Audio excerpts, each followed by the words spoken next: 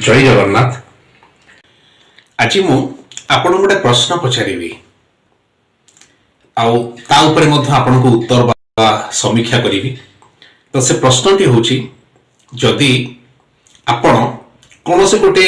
प्राप्त वयस्क झील अर्थात जड़े 18 वर्ष रु 28 वर्ष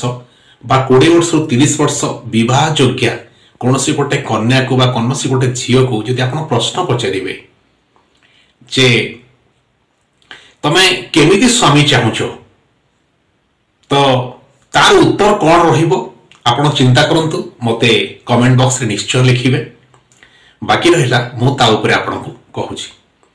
तो प्रथम जिनस होची गोटे जेतबळे गोटे घर तयारी करा जाय तार चारटा कांथ थाए गोटे पशु चारिटा गोड़ रे ठिया हुए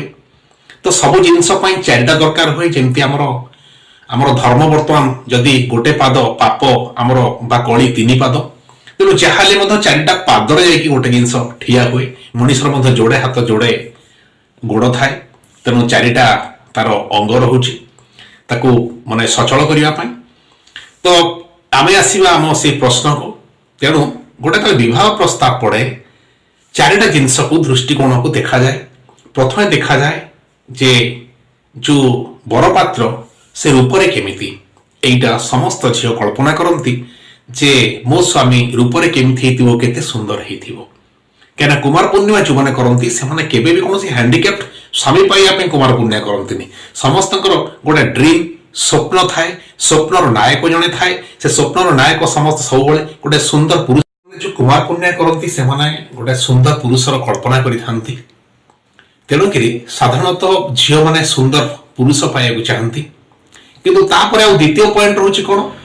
ना एटा रूप गला पर आ गोटे होची तार शिक्षागत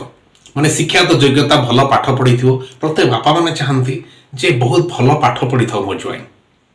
आ प्रत्येक माँ माने चाहती जे मो ज्वाई बहुत बड़ धनी हेई थाउ। ये तीनटा पॉइंट पर चतुर्थ पॉइंट आसुची सब बंधु बांधव भावती भल कूल रही था आम पुओ तेणु ये चारिटा जिनस को दृष्टि रखिकी गोटे विवाह करा हुए जोटा कि आमर बहुत भल भाव जोटा कि आमर अरेंज मैरेज कहू तो अरेंज मैरेज रे ये चारिटा पाद को देखा जाए किंतु जो लव मैरेज कथा पड़े बा गंधर विवाह कथा पड़े से कौन हुए ना झील मैंने उच्च जातिर झीलटा हो से किंतु गोटे नीच जातिर पुओ बा उच्च अधिक पाठ पढ़ी उच्च शिक्षित हो जड़े अर्ध शिक्षित बा निम्न शिक्षित हो गोटे पुओ को से माने चिंता करंतिनी जे आर कूल कौन आर धर्म कौन आर गोत्र कौन आर योग्यता कौन आर कौन अच्छी कौन ना ये सब जिन माने से ध्यान दियंतिनी से माने ध्यान दियंती कौन रूपरे से गंधर परी तो मोर स्वप्न नायक सी